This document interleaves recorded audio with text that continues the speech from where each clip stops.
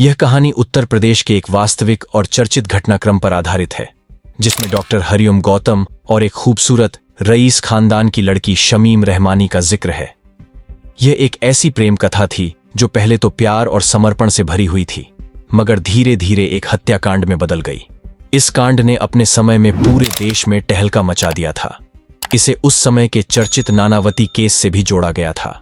विदेशी मीडिया तक इस मामले को कवर करने के लिए भारत आई थी और इसने लोगों को सोचने पर मजबूर कर दिया था कि क्या सच्चे प्यार में धोखा और हिंसा का अंत होना ही लिखा होता है।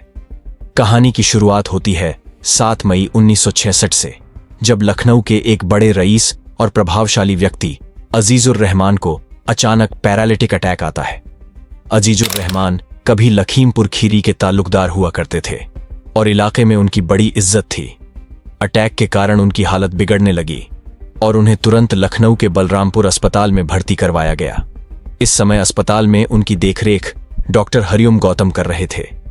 डॉक्टर गौतम की उम्र उस समय लगभग 30 वर्ष के आसपास थी और वह लखनऊ के जाने माने डॉक्टरों में से एक थे। अजीजुर रहमान की हालत में सुधार होते हुए 10 दिन हो गए। इसी दौरान एक दिन उनकी बेटी शमीम रहमानी भी अस्पताल आई। शमीम न केवल एक सुंदर और पढ़ी लिखी लड़की थी, बल्कि उसके परिवार की शानो शौकत ने भी लोगों का ध्यान खींचा था। जब डॉक्टर गौतम ने शमीम को पहली बार देखा तो वह उसे पसंद करने लगे। उधर शमीम भी डॉक्टर गौतम की ओर आकर्षित हो गई। उन दोनों के बीच बातचीत का सिलसिला धीरे धीरे बढ़ने लगा और जल्द ही यह मुलाकातें एक लव अफेयर में बदल गईं। जहां पहले डॉक्टर गौतम दिन में सिर्फ एक बार अजीजुर रहमान की देखरेख के लिए आते थे, अब वह कई बार अस्पताल में आ रहे थे। शमीम भी अब अपने पिता के इलाज के बहाने अस्पताल में ज्यादा समय बिताने लगी। अस्पताल में 10 दिन के इलाज के बाद अजीजुर रहमान को छुट्टी दे दी गई और वह अपने घर लौट आए। परंतु यह महज एक शुरुआत थी। डॉक्टर गौतम ने भी अजीजुर रहमान की हालत का ख्याल रखने का बहाना बना लिया और अक्सर उनके घर आने लगे। अब वह घर के भीतर आ जा रहे थे और परिवार वाले भी उनकी इस नियमित उपस्थिति को सामान्य मान रहे थे। मगर आसपास के पड़ोसी और रिश्तेदारों के बीच बातें होने लगी थीं। जल्द ही दोनों के बीच का प्रेम गहरा हो गया। इस प्रेम कहानी में एक मुश्किल यह थी कि दोनों अलग अलग धर्म से थे। शमीम मुसलमान थी जबकि डॉक्टर गौतम हिंदू। हालांकि डॉक्टर गौतम ने शमीम को यह वादा किया था कि वह जल्द ही इस्लाम कबूल करेंगे और उससे शादी करेंगे। इसी विश्वास पर शमीम ने अपने दिल का दरवाजा डॉक्टर गौतम के लिए खोल दिया। समय बीतता गया और एक दिन शमीम को एक कड़वी सच्चाई का पता चला। डॉक्टर गौतम पहले से शादीशुदा थे और उनके 3 बच्चे भी थे। इस बात ने शमीम को गहरा झटका दिया।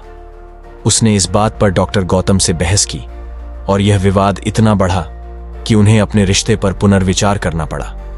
मगर डॉक्टर गौतम ने उसे भरोसा दिलाया कि वह अपनी पत्नी को छोड़ देंगे और उससे शादी करेंगे। इस भरोसे पर शमीम एक बार फिर इस रिश्ते को निभाने के लिए तैयार हो गई। अब दोनों का रिश्ता पहले से भी ज्यादा गहरा हो गया। मगर डॉक्टर गौतम का स्वभाव बदलने वाला नहीं था। वह लखनऊ के एक प्रसिद्ध डॉक्टर थे और अपनी चार्म के कारण उन्हें कई लड़कियां पसंद करती थीं। शमीम को यह भी पता चल गया था कि डॉक्टर गौतम अलग अलग लड़कियों से मिलते रहते थे।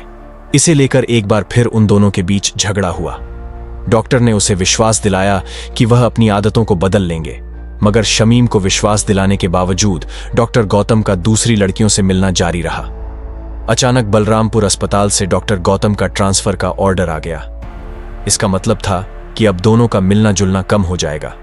मगर डॉक्टर गौतम ने अपने प्रभाव का इस्तेमाल करके ट्रांसफर रुकवा लिया और अपने पुराने अस्पताल में ही काम करना जारी रखा। ऐसा कहा जाता है कि शमीम के भाई और पिता के रसूख का भी इसमें योगदान था। समय बीतता गया मगर डॉक्टर गौतम का स्वभाव नहीं बदला। वह अब भी दूसरी लड़कियों से मिलते रहते थे। शमीम ने इस सब पर काबू पाने की कोशिश की, मगर एक दिन जनवरी 1968 में लखनऊ के हजरतगंज स्थित क्वालिटी रेस्टोरेंट में उसने डॉक्टर गौतम को सबके सामने थप्पड़ जड़ दिया। 1968 के जुलाई महीने में एक और घटना घटी जिसने दोनों के रिश्ते में फिर से तूफान खड़ा कर दिया। डॉक्टर गौतम का एक पुराना वादा था कि वह किसी और लड़की से नहीं मिलेंगे, मगर शमीम को यह पता चला कि डॉक्टर गौतम ने एक और लड़की को अपनी स्कूटर पर बिठाकर घुमाया था। इस बात ने शमीम को बहुत आहत किया।